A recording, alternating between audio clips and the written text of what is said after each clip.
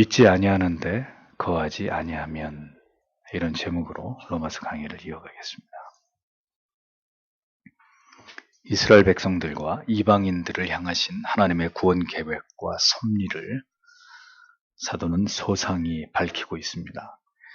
그리고 이방인들 가운데 택자들을 구원하시기 위해서 이스라엘 가운데 다수의 불택자들을 버리시기로 하신 하나님의 뜻을 이방인들이 자칫 오해함으로 이방인 출신의 그리스도인들이 영적인 오만에 빠질 수 있음을 우려하면서 사도는 강력한 표현으로 이방인 가운데 그리스도인 된 자들에게 그들의 영적 자만을 경계시키고 있는 그런 말씀을 볼 수 있습니다. 하나님께서는 이스라엘 백성들을 선민으로 택하셨지만 그들만을 구원으로 부르신 것은 결코 아니었습니다. 오히려 그들 대부분을 원줄기에서 꺾어버려 두심으로 복음이 온 세계를 향해서 확대되게 하셨습니다. 그리고 이신칭의의 참된 구원의 도를 믿은 뭇 이방인들을 하나님의 주권적인 택하심으로 몰수히 구원으로 부르신 위대한 구속의 역사를 펼쳐가셨습니다. 그렇게 이방인들 가운데 하나님께로 돌아와야 할 자들을 먼저 구원으로 부르셔서 이스라엘 가운데 택함을 입은 자들을 질투하게 하심으로 마침내 때가 이르러서 그들도 구원 안으로 들어오게 하시는 것이 전체적인 하나님의 구원의 계획과 섭리의 그림이었다. 사도는 그것을 분명하게 밝히고 있습니다.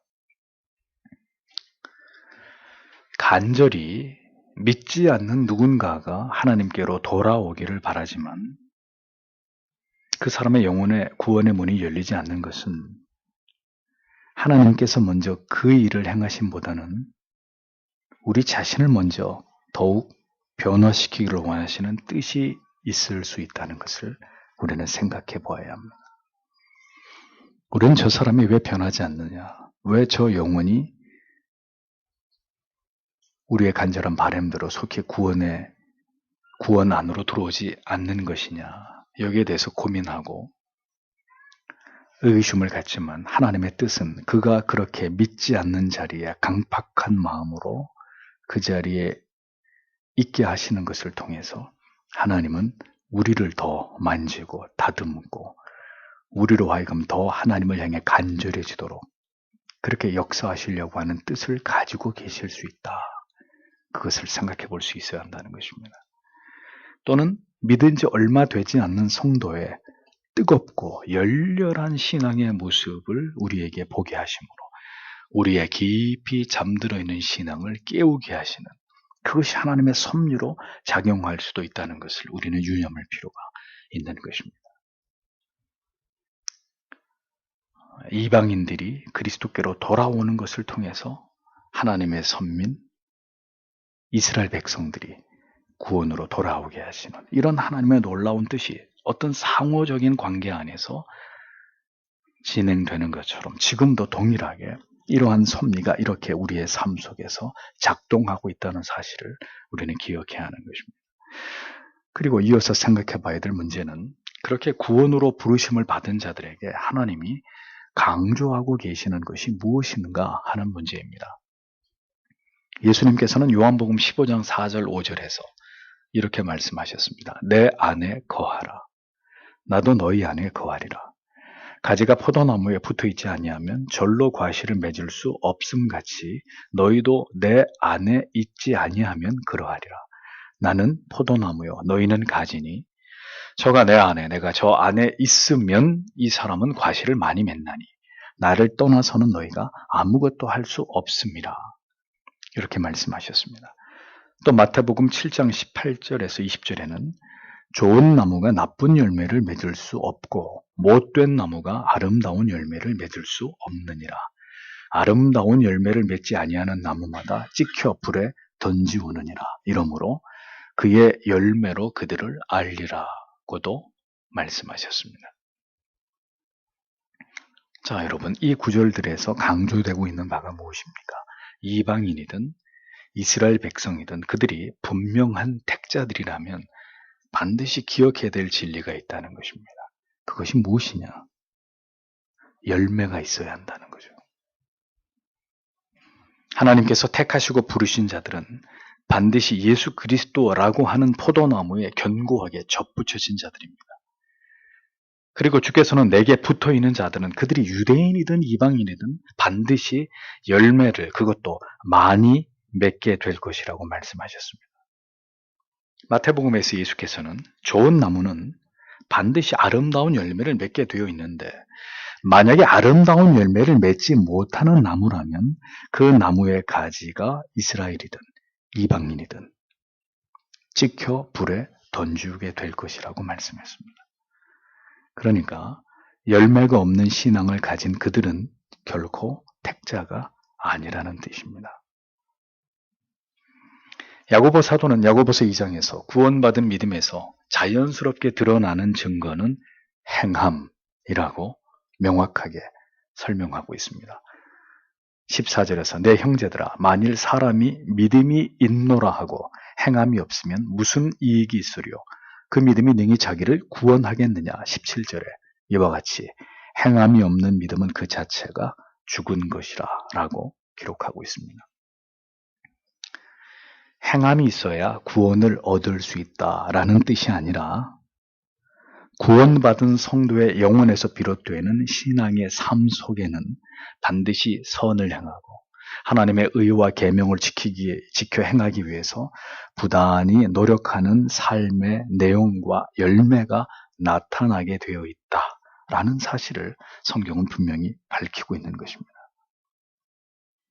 우리가 이러한 진리를 주의해서 보아야 하는 이유는 우리의 삶에서 드러나는 모든 모습들이 곧 우리가 누구인지를 증명하게 되는, 부인할 수 없는 증거가 된다고 성경이 말씀하고 있기 때문입니다.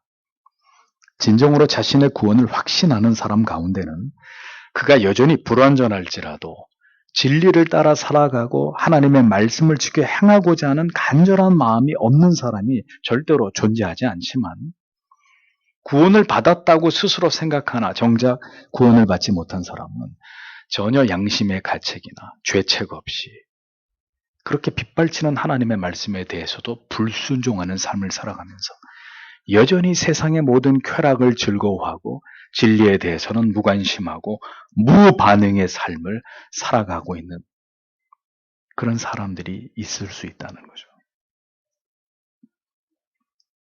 그들은 하나님께서 원하시는 뜻을 행하기 위해서 자신을 쳐서 복종시키기에 결코 진지하게 노력하거나 그것을 위해 하나님 앞에 기도하지 않습니다. 그렇게 완고하고 어리석은 삶의 모습들이 신앙을 갖게 된 지 얼마 되지 않아서 하나님에 대해서 아직 깊이 알지 못하기 때문에 일어나는 일들이라면 충분히 그럴 수 있는 일입니다. 그렇다면 그가 진리를, 선명한 진리를 바르게 깨닫고 그 하나님의 말씀에 채찍에 자신의 죄가 드러나서 그렇게 하나님 앞에 회개하는 이런 과정을 통해서 그는 분명히 변화될 수 있기 때문입니다. 문제는 이러한 죄 가운데서 돌이키지 않고 거듭 불순종과 죄 가운데 살아가는 자가 수년 동안, 수십 년 동안 주일마다 정밀하고 정확한 진리의 복음을 지속적으로 듣고 있는 이런 경우입니다. 변화되지 않는 것은, 성장하지 않는 것은 마치 태어난 아기가 한 달이 지나고 두 달이, 1년이, 2년이 지났는데도 그 아이가 전혀 자라지 않고 있을 때 그 아이에게 중대한 문제가 일어난 것처럼 그 사람의 신앙에도, 그 사람의 영혼에도 중대한, 정상적이지 않은 이런 문제가 그에게 발생했다는 것을 뜻하는 것입니다.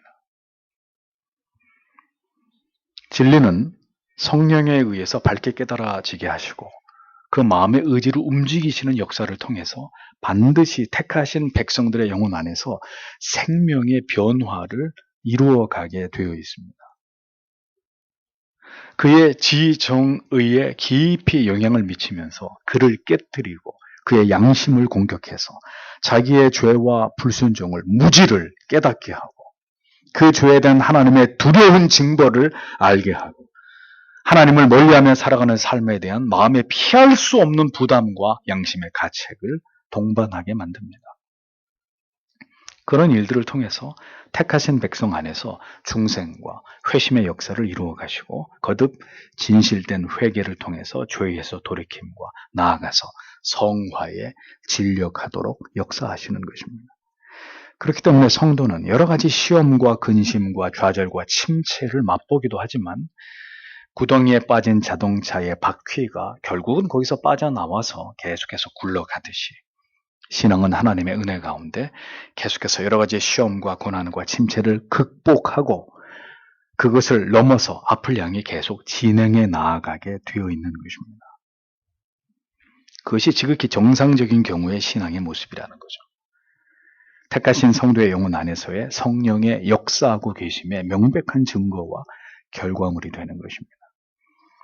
성령이 하나님의 말씀을 통해서 성도의 영혼과 교회 가운데 역사하실 때 더디더라도 성도와 교회는 그렇게 점점 더 하나님께서 원하시는 모습으로 바뀌어 가는 것입니다. 왜냐하면 이 땅의 모든 교회와 성도는 그리스도의 신부들이기 때문입니다.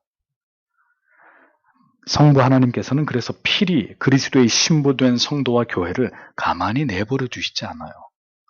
신부가 결혼식장에 신랑을 맞이하러 나갈 때 평상복을 입고 나가나요? 머리는 산발을 하고 화장도 하지 않은 채로 슬리퍼를 끌고 추리는 바지를 입고 나갑니까? 그런 일은 일어나지 않잖아요. 세상에서 가장 아름답게 가장 이쁘게 단장을 하고 신랑을 맞으러 나가듯이 성부 하나님께서는 필히 그리스도의 신부된 성도와 교회를 아름답게 준비시키시고 다듬어 가십니다. 반드시 신자의 영혼과 그리스도의 교회는 진리의 말씀의 깨달음이 축적되고 그 은혜가 누적될수록 점점 더 아름다운 모습으로 성숙한 모습으로 발전해 나아가게 되어 있다는 것입니다. 하나님의 말씀이 살아있고 생명력이 있고 우리의 영혼을 먹이는 참된 생명의 양식이 되기 때문입니다. 그리고 우리가 기억해야 할 바는 여기에 이제 이러한 하나님의 은총 아래에 있는 성도에게는 명백한 의무와 책임이 수반된다는 것입니다. 이러한 하나님의 은혜 아래에 있는 성도는 이제 이 세상에서 어떻게 살아가야 하고 무엇을 견고하게 붙들어야 하는지 여기에 대해서 분명히 알아야 하고 그 안에 부단히 머물고자 거하고자 하는 마음의 의지를 결코 약화시켜서는 안 된다는 것입니다.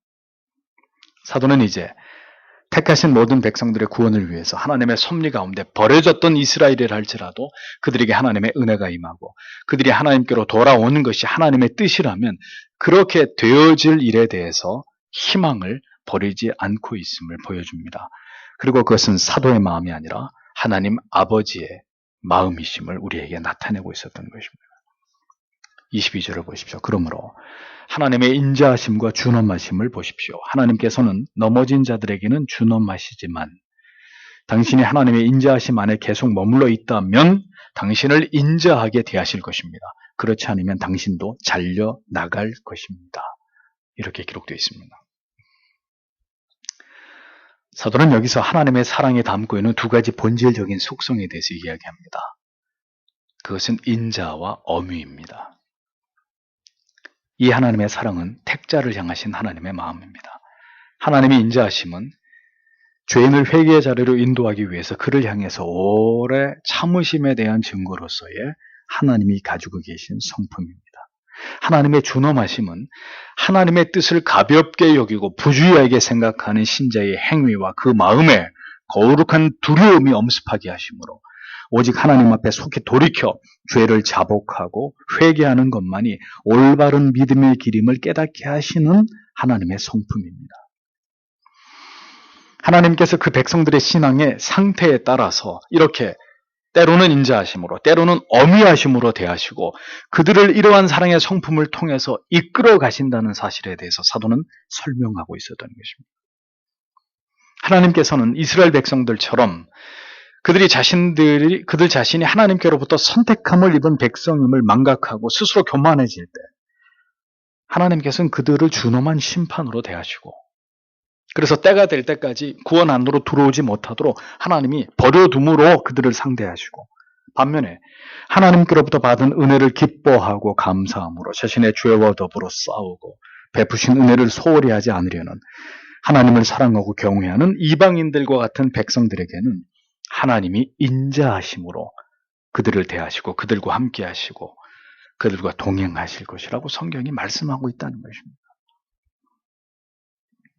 성경은 하나님께서 가지신 이 어미와 인자의 성품이 하나님의 은혜를 입은 자들로 하여금 어떤 믿음과 삶의 모습으로 자신을 증명하는지에 따라서 각각 그들에게 달리 임하고 나타나게 된다고 말씀합니다.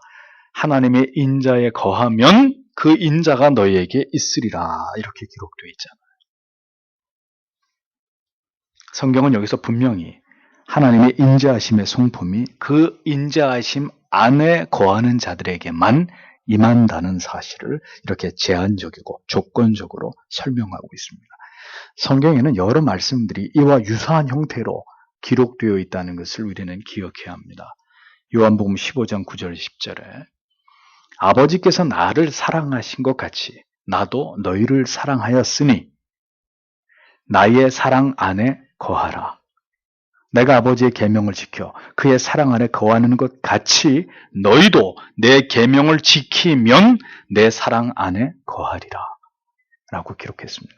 사도행전 13장 43절에 패배한 후에 유대인과 유대교에 입교한 경건한 사람들이 많아 바울과 바나바를 쫓으니 두 사도가 더불어 말하고 항상 하나님의 은혜 가운데 있으라 권하니라 이렇게 기록되어 있습니다. 요한일서 2장 24절에 너희는 처음부터 들은 것을 너희 안에 거하게 하라. 처음부터 들은 것이 너희 안에 거하면 너희가 아들의 안과 아버지의 안에 거하리라.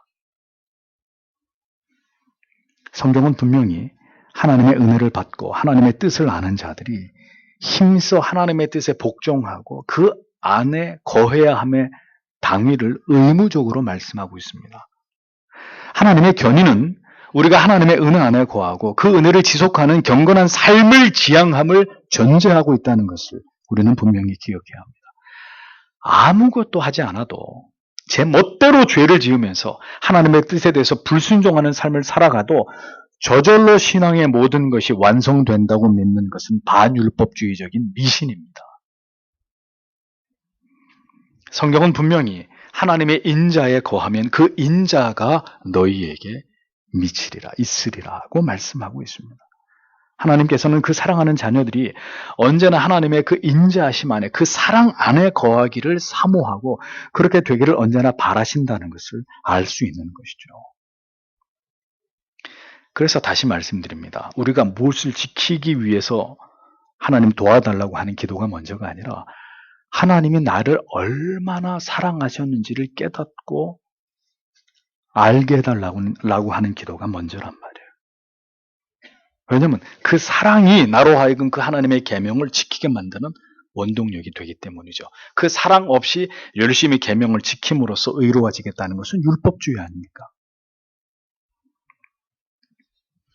언제나 우리가 하나님의 은혜와 진리가 주는 영혼의 깊은 울림과 깨달음 앞에서 그리고 성령이 우리의 마음에 주시는 감동을 통해서 우리의 믿음을 성숙시켜 나아가고 그렇게 살아가고자 결심하고 다짐하고 하나님의 은혜와 도우심을 간절히 구할 때 하나님이 주시는 영혼의 유익과 도우심은 배가 되기 마련이라는 거예요. 여러분들의 영혼의 결을 하나님의 말씀 앞에 세워놓아야 세워져 있는 통나무가 도끼로 내리 찍으면 한 방에 쪼개지는 하나님의 은혜가 그에게 직접적으로 부어지는 거예요. 여러분들의 삶과 여러분들의 마음이 하나님의 은혜에 대해서 멀리하고 거기에 대해서 반감을 가지고 계속 내 고집대로, 내 생각대로, 내 주관대로 그렇게 가로누워 있으면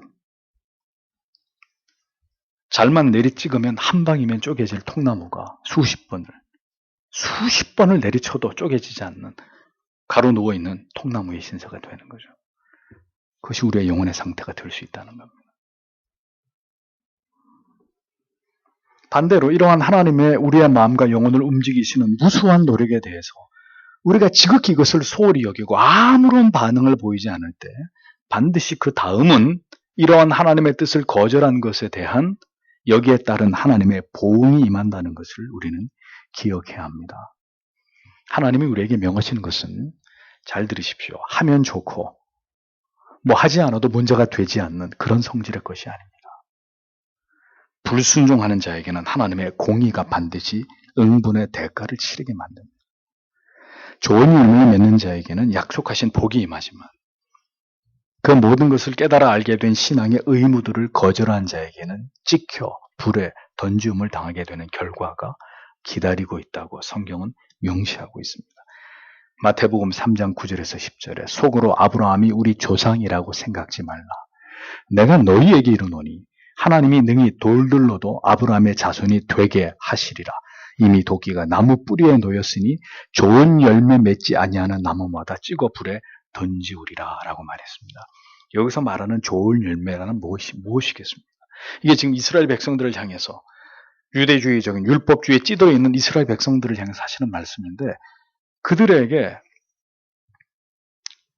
너희들이 아브라함이 너희 조상이라고 자랑질을 하지만 웃기는 소리 하지 마라. 돌들로도 아브라함이 우리의 조상이다라고 하나님이 외치게 하실 수 있고 그리고 그렇게 하나님을 사랑하지 않으면서 너희의 의에 사로잡힌 너희를 향해서 도끼가 준비되어 있는데 좋은 열매를 맺지 않는 그 상태를 유지할 것 같으면 너희들은 찍혀서 불에 던져진다. 그러니까 좋은 열매라는 게 뭐냐?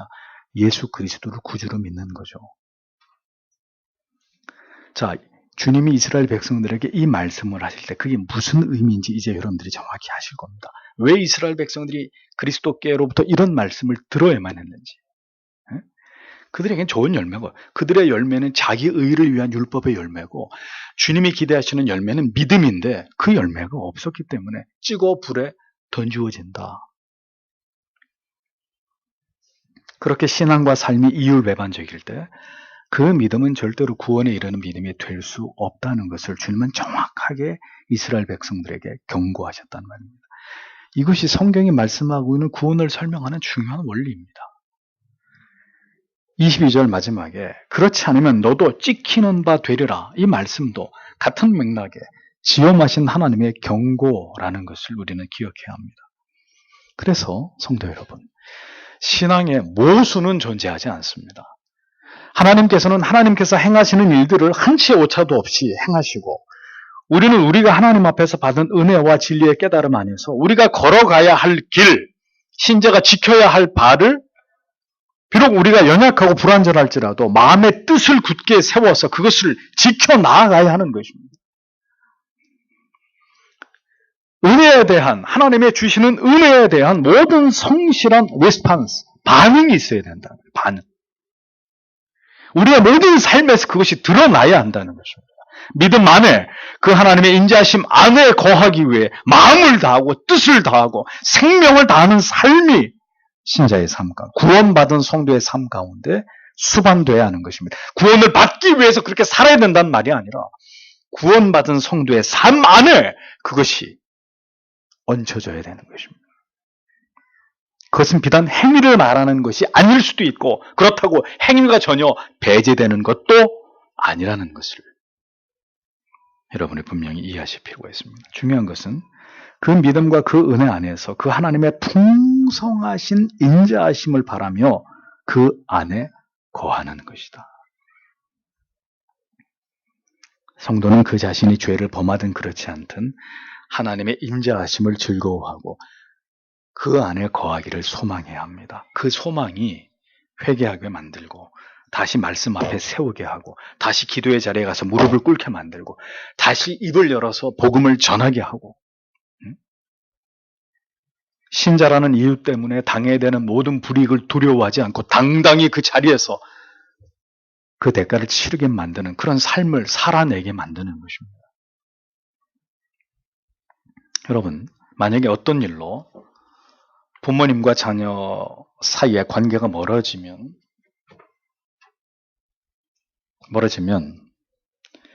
그러면 그 자녀는 어떻게 해야 됩니까? 나의 잘못과 불순종으로 인해서 아버지와 관계가 소원해졌으니까 내가 아버지께 가서 용서를 구하고 다시 아버지와의 친밀한 관계를 회복해야 되겠다. 왜? 이렇게 불편하게 아버지하고 한 집안에 있는 것이 너무나 고통스러우니까. 그러니까 이렇게 마음을 먹는 게 자식의 도리잖아요. 그런데 에이 뭐 이따위 아버지가 있어. 내가 집을 나가면 그만이지 하고 부모의 권위에 복종하지 않고 지 마음대로 살겠다고 뛰쳐나가 버리면 부모와 자식의 관계는 어떻게 되는 거예요? 파괴되는 거예요. 스스로 그 모든 복된 관계를 파괴시켜버리는 거예요. 부모를 부모로 인정하지 않는 아버지를 어머니를 막 보는 배은망덕한 죄를 짓게 되는 것이잖아요. 그러니까 신자는 죄를 지어도 그 관계를 회복하고 복원하기 위해서 친밀함을 복원하고자 하는 것이 마땅히 품어야 될 그 안에 거하는 자녀의 마음이듯이 하나님의 자녀들은 그렇게 한사코 하나님 안에 거하려고 하는 것이 옳다. 하나님의 품으로 달려가려고 하는 것이 맞단 말이에요. 그 인자하심이 내게서 끊어지는 것을 견디지 못하고 슬퍼하는 자들이 되어야 한다는 것입니다. 다윗이 하나님 앞에서 간음을 범한 죄를 저질렀어도 성령이 자신에게서 거두어지는 것을 견디지 못하고 슬퍼했듯이 신자의 마음은 절대로 하나님을 떠날 생각과 마음을 품을 수 없는 것입니다. 신앙의 고백이 그 삶과 이율배반적이고 그 은혜와 깨달음 앞에서 성실한 열매로 전혀 드러나지 않으며 이에 대한 아무런 부담도 마음의 괴로움도 가책도 없는 그런 양심, 그런 믿음이라면, 그런 완악하고 완고한 마음이라면 그런 자의 영혼은 찍혀 내버려지는 가지가 될 뿐이라는 거예요. 그 사람이 교회 안에 있었다 할지라도. 하나님의 지엄하신 진리의 깨달음 앞에서 그토록 많은 시간이 지났음에도 미동도 하지 않고 세속의 즐거움과 짝하며 살아가는 자들은 그들이 하나님의 은혜로 돌이키지 않을 때 결국은 모두 지옥불에 떨어지게 되는 것입니다. 여전히 이 존엄한 진리를 깨닫지 못하는 자들이 혹 농담처럼 여기는 자들이 교회 안팎에 적지 않단 말입니다. 23절을 보겠습니다. 그런데 만일 그들이 불신앙 가운데 계속 머물지 않는다면 다시 접붙여질 것입니다. 그것은 하나님께서는 그들을 다시 접붙이실 수 있기 때문입니다. 이렇게 기록되어 있습니다. 자, 인자하심 안에 거하면 인자가 너희 안에 머물게 되듯이, 그런데 만약 완고함과 완악함 가운데 불신앙 가운데 그렇게 머물던 자들이 그 자리에서 벗어나게 된다면, 그러니까 회개하고 결국은 다시 하나님의 뜻 가운데로 되돌아오게 된다면 하나님은 그들을 다시 그리스도께로 접붙이실 수 있다고 성경이 말씀을 합니다. 그런데 잘 보세요. 왜 하나님께서 일방적으로 무조건 다시 접붙여 주겠다라고 말씀하지 않고 저희도 믿지 아니하는데 거하지 아니하면이라고, 마치 다시 접붙임을 받게 되는 전제가 우리에게 있는 것처럼 성경이 말씀하고 있느냐 하는 것입니다. 다시 말씀드립니다. 성경은 인간의 반응을 중요하게 다룹니다. 생명의 변화의 시작은 하나님이 주시는 은혜에서 시작되는 것이지만 그것의 성취와 완성은 인간의 의지적 선택, 순종, 그가 믿음으로 보이는 순종의 굴복의 반응으로 나타나게 되고 그렇게 되어져야 한다는 것을 성경은 분명하게 강조하고 있는 것입니다. 하나님의 은혜는 불가항력적이나 신자의 반응과 무관한 일방적인 것이 절대로 아니라는 거예요. 하나님이 주시는 은혜는 반드시 신자 안에서 영혼의 반응을 이끌어낸다는 거죠. 은혜는 주어졌는데 아무런 반응이 일어나지 않는다. 신자가 아니기 때문에 그럽니다. 땅 속에다가 쇠구슬하고 씨앗을 심었단 말이죠. 100년이 지났습니다.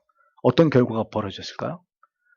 씨앗은 100년 동안 무럭무럭 자라서 큰 나무가 되어 있었겠지만 쇠구슬은요.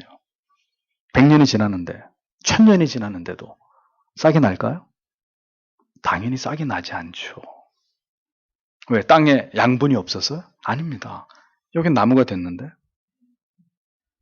생명이 없는 쇠구슬이기 때문에. 그러니까 하나님의 은혜가 임했다는 것은 그 은혜는 그 은혜를 받은 자에게서 합당한 반응을 이끌어내는 것이기 때문에 은혜가 임하면 성도는 거기에 반응을 보이게 돼 있어요.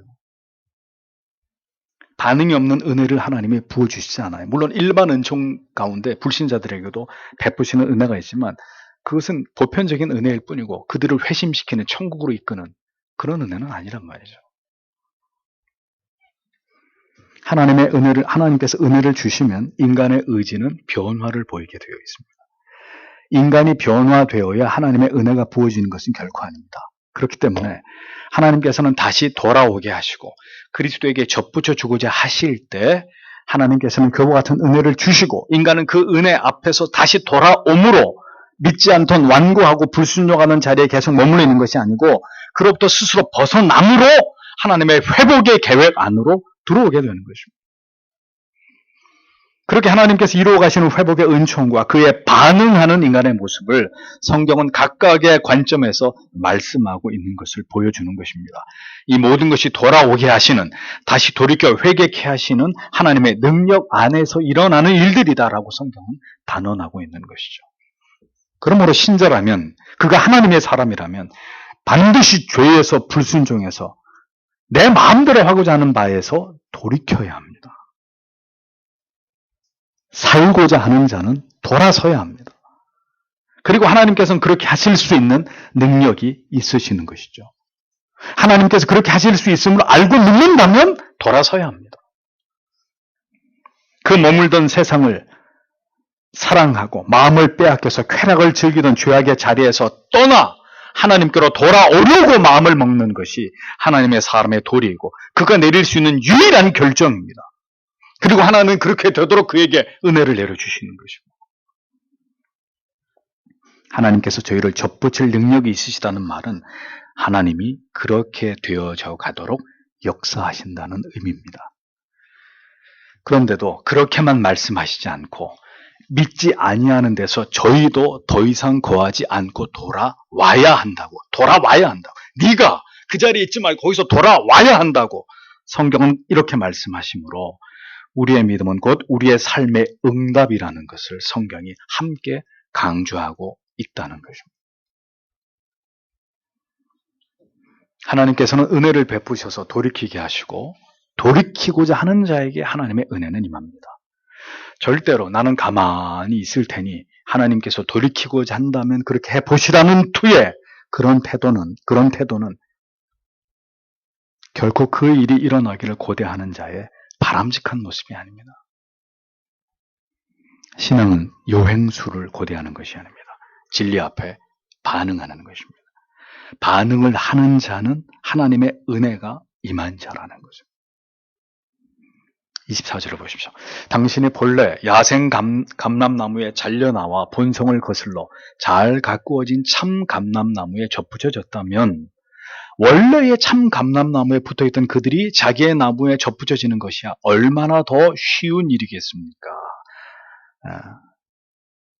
여러분들이 더 알기 쉽게 번역을 하면 이런 의미가 되는 거예요. 이방인 가운데 택자들이 구원을 받게 되는 일들이 범민족적으로 일어날 때 이스라엘 가운데 택자들도 하나님께로 돌아오게 되는 일들이 일어나게 될 것이라는 사실을 사도는 또다시 감람나무의 비유를 가지고 설명하고 있습니다.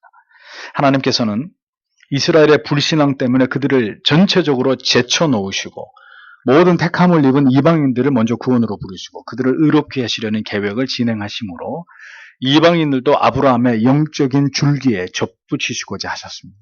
또 이 일이 진행되고 더불어 이스라엘이 배척을 당하게 된 원인이었던 하나님의 아들에 대한 불신이 이제 그들에게서 제거된다면 하나님께서 택함을 입은 이스라엘 백성들, 즉 원가지에 붙어있던 가지들인 그들도 다시 접붙여지게 하실 것이다. 사도는 이것을 예언하고 있었던 거예요. 그 일은 반드시 그렇게 되어질 일이고 결코 어려운 일이 아니라는 점을 사도가 강조를 합니다. 그것이 하나님의 계획이고 장차 성취될 일이라고 말하고 있는 것이죠. 그렇게 결국은 이스라엘 백성들도 이방인들도 그들 가운데 모든 택하심을 입은 자들이 하나님께로 돌아오게 되는 것은 이것이 바로 구원의 큰 그림이기 때문이다. 하나님이 세우신, 하나님이 만드신 구원의 큰 그림이기 때문이다. 성경이 그것을 우리에게 설명하고 있는 것입니다. 이것이 이방인과 이스라엘 가운데 택하신 자들을 구원하시는 하나님의 섭리라는 거죠. 그래서 여러분, 인류의 역사는 세상 사람들이 마음대로 인류의 역사를 논하지만 우리는 딱 한 가지만 이야기하겠습니다. 역사는 바로 이런 그림으로 진행될 구속사의 흐름을 따라서 여기까지 흘러오는 거예요. 다른 이유는 하나도 없어요. 결국 온 세상에 복음이 전파되었고 그 가운데 결국 이스라엘에게도 복음이 흘러들어가서 이스라엘 백성들 가운데 소수이긴 하지만 지금 구원받은 자들, 메시아닉 주우스들이 이스라엘에 존재하듯이 그렇게 구원받은 자들이 일어나게 된 것을 우리가 확인할 수 있지 않습니까? 성경은 이방인의 구원에 대해서 본래는 돌 감람나무의 가지였으나 본성을 거스려서 좋은 감람나무의 접붙임을 받은 것이라고 묘사했습니다. 이 말의 의미는 다른 나무의 가지가 접붙여지는 일이 그 자연스러운 거예요, 부자연스러운 거예요? 원래는 부자연스러운 거잖아요. 네. 이게 특별한 경우에 인간이 그렇게 해서 이 접붙임이라고 하는 기술을 발견해낸 거잖아요. 나무가 저절로 이렇게 지들 스스로 접붙임을 하지는 않잖아요. 그러니까 부자연스러운 거예요.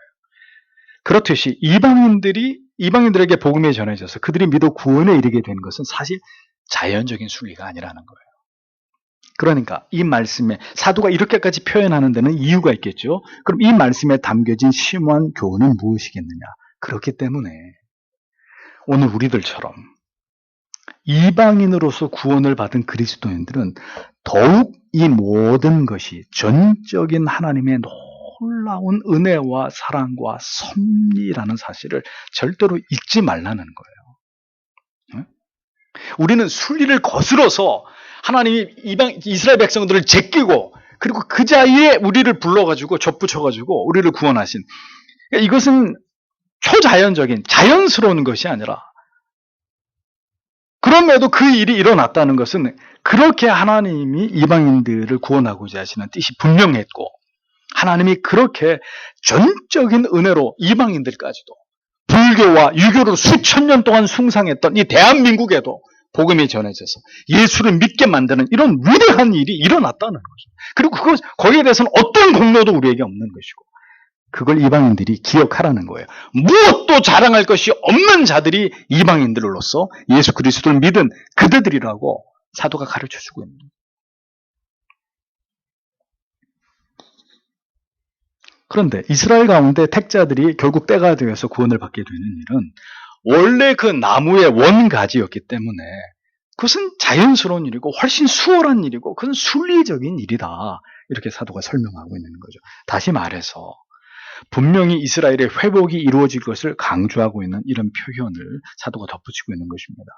이와 같은 표현으로 사도는 또다시 이방인들의 하나님의 구원의 은혜에 대한 겸손을 요구하고 있고, 더불어 하나님께서 이와 같은 놀라운 섭리 속에서 크신 은혜를 베풀어 주심으로 이스라엘뿐만 아니라 이방인들까지도 모두 그 택하신 백성들을 구원해 주셨다는 사실을 성경은 뚜렷하게 밝히고 있는 거예요. 누구도 기독교를 이스라엘의 민족 종교라는 그런 헛소리를 하지 않도록,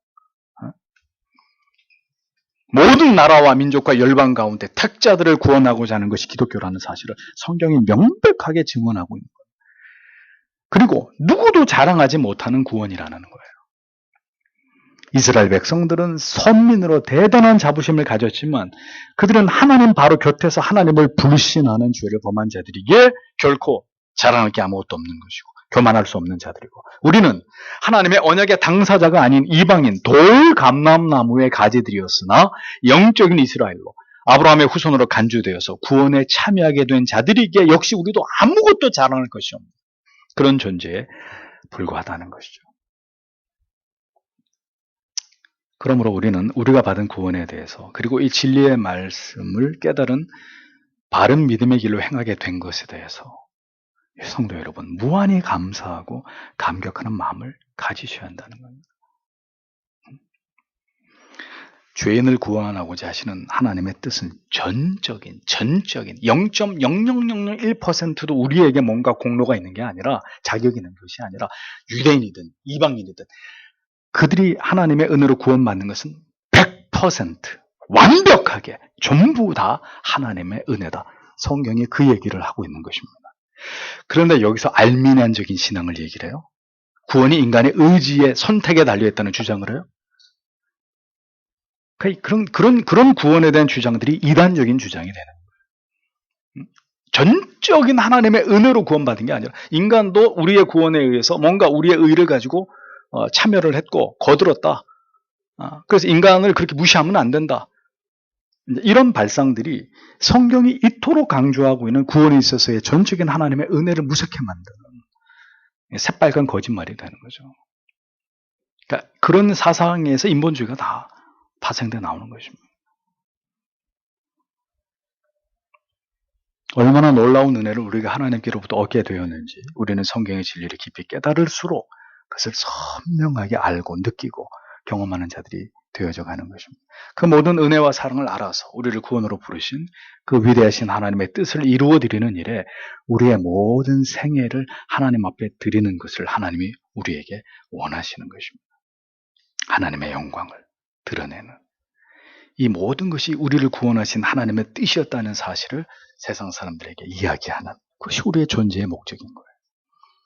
우리가 이방인으로서 동방의 작은 나라에 태어나서 가난하고 못 살던 그런 나라에 태어나서 오늘까지 이 땅에서 살아가는 가운데 우리에게 어느 날 복음이 임하게 되고 우리가 그 복음을 믿어서 구원에 승선하게 되었다는 사실. 우연이 아니라는 거예요. 우연이. 우리는 이 점을 깊이 숙고해 볼 필요가 있습니다. 선민 이스라엘뿐만 아니라 택하심을 입은 이방인들까지 그들을 구원하시는 하나님의 뜻을 위해서 인류의 역사가 어떤 선교적 흐름을 가지고 흘러왔고 구속사의 드라마가 역사 속에서 어떻게 펼쳐졌는지를 신자는 이 교회의 역사를 공부하면서 이것을 선명하게 바라볼 수 있어야 합니다. 이 역사의 의미가 뭔지 인류가 지금까지 만들어낸 이 역사가 무엇을 우리에게 가르치는지를 정확히 꿰뚫어 볼 수 있어야 한다는 거죠. 그래서 여러분들에게 말씀드리는 것입니다. 세계사의 흐름의 그 중심은 바로 구속사이고 그 구속사의 중심은 예수 그리스도의 십자가이고 그 십자가가 선포되는 교회가 세워지는 역사를 통해서 캐톨릭에서부터 프로테스탄트까지 이 역사를 통해서 각 나라의 민족 가운데 예수 그리스도의 복음이 전파됐고 교회들은 이 십자가의 복음을 올바로 선포하는 케르그마 설교를 통해서 결국 구속사의 완성의 시점을 향해서 지금도 진행해 나아가고 있는 것이다 라는 겁니다. 그것이 이 역사가 존재하는 가치이고 의미예요. 이 위대하신 구원에 있어서 하나님의 작정과 계획에 따라서 부패한 캐톨릭으로부터 루터에 의해서 교회 개혁이 시작이 되었고 칼빈을 비롯한 개혁가들에 의해서 그 개혁파 정통 신학과 신앙이 온 유럽에 영향을 미치게 되었고 그 신앙이 모든 나라에 전파된 것입니다.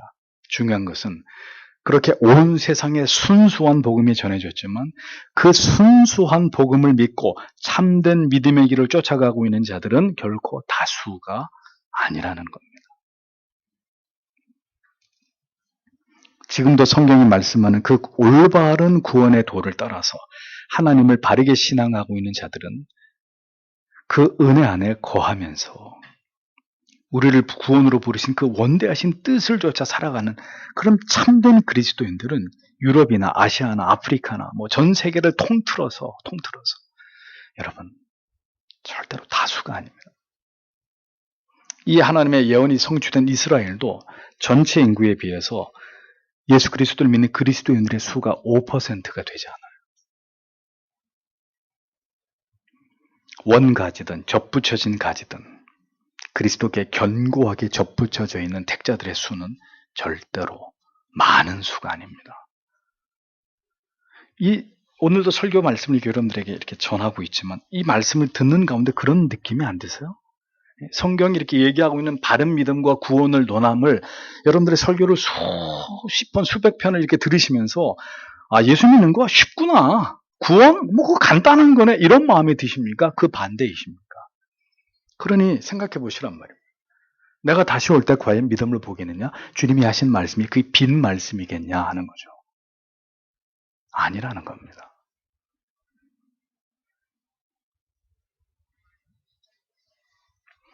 예수 그리스도께 그 생명의 진리의 말씀이 온전히 접붙여졌고 이를 통해서 구원하는 믿음과 모든 진리의 수액을 성경을 통해 공급받으면서 그래서 그것이 우리의 지정의에 날마다 영향을 미쳐서 믿음의 바른 길을 걸어가게 만드는 세상을 등지고 믿음의 바른 길을 걸어가게 만드는 그 사람들 그들이 하나님의 사람들입니다. 그렇게 세상과 구별되어서 거룩함으로 하나님의 인자 안에 거하고 확고한 신앙 안에 거하고 그의 모든 삶과 삶의 목적과 방향에 그것을 증거하고 있는 그런 사람들이 하나님의 자녀이고 성도인 것입니다. 여러분, 우리는 그리스도에게 접붙여진 자입니까? 우리의 삶의 내용과 우리의 마음에 자리 잡고 있는 견고한 소원이 그것을 증명하고 있습니까?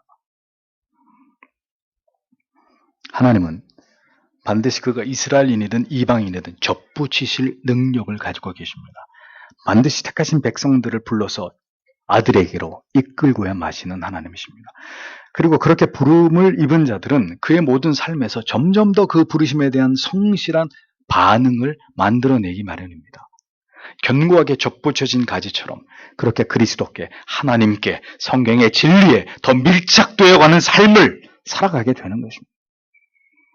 심지어 비바람이 불고 태풍이 몰아쳐도 접붙여진 가지가 다시 꺾고 부러지는 법이 없도록 그렇게 단단히 붙어있게 되는 거죠. 이방인과 이스라엘 백성들의 구원을 설명하는 이 진리가 오늘을 살아가는 우리에게 어떻게 다가오느냐, 이 접붙여짐의 비유 속에 담겨진 이 두려운 진리를 그러나 또 한편 무한히 안도하고 감사하게 만드는 이 깨달음을 오늘도 신자라면, 그가 정말 영생을 바라보고 소망하는 하나님의 사람들이라면 우리의 마음에 이것을 깊이 새겨야 하는 것입니다.